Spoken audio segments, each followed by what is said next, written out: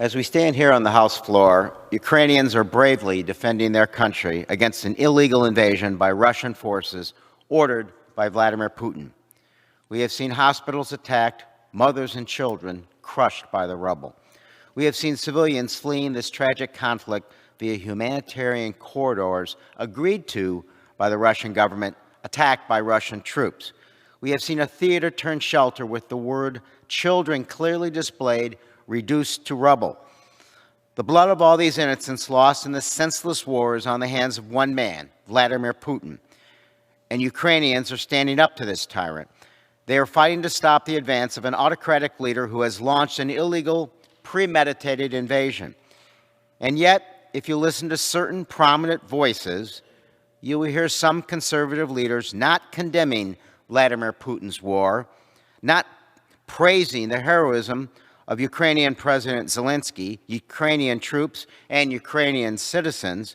No, they are instead lauding the so-called genius of a violent, power-hungry dictator. There is a term we use in politics for people who propagandize for a cause whose goals they don't understand and who are then used by the cause's leaders. Useful idiots.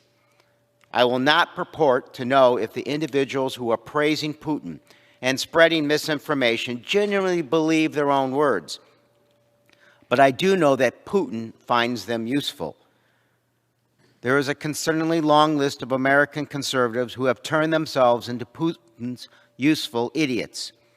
When the invasion first began, one host claimed on his news show that Ukraine was not a democracy. This is the very same lie that Putin himself has used in the effort to justify his invasion of Ukraine. In fact, these comments were aired on Russian state television, and a member of the Russian Defense Ministry's public counsel said these remarks were excellent.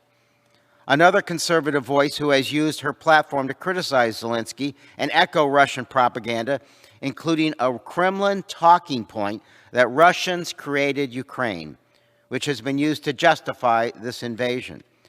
Her social media posts have been amplified and shared by other Russian accounts.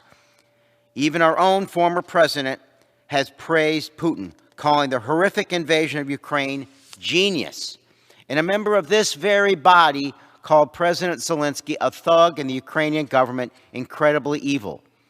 Exactly 2 weeks ago, every member of this body had the opportunity to hear from President Zelensky directly as he joined us virtually from Ukraine's capital. His bravery and courage were on full display.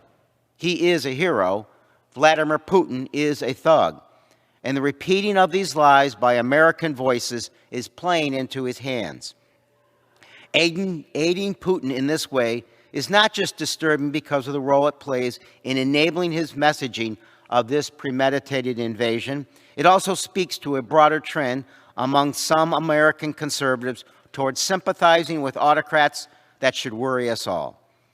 Last year, I spoke before this body to condemn conservative American pundits who were praising Hungarian Prime Minister Viktor Orban. Like Putin, Orban is an autocratic leader who wields strict control of the media, restricts LGBTQ rights, and suppresses free speech. At that time, I expressed my concern at what this may indicate about the growing sympathy for autocrats in our own country. Unfortunately, this latest trend of praising Putin and condemning Zelensky tells me the slide toward autocracy continues. Praise for autocratic leaders and what they represent is dangerous. At a time when political polarization has reached new heights and American vulnerability to misinformation is increasing, we cannot afford to watch anyone of influence, whether they be a member or a member of the media, peddle in propaganda.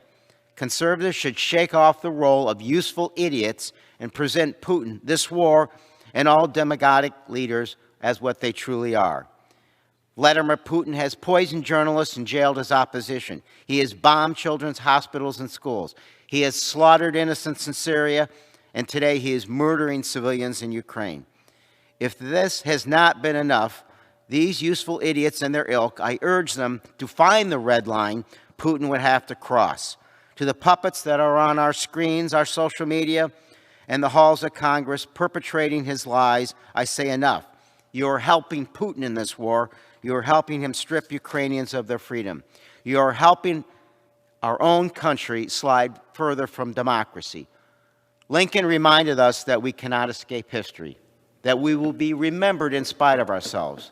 In the end, history will remember those who stood up for the truth and the cowards gentleman's who time did has not. expired. I yield back.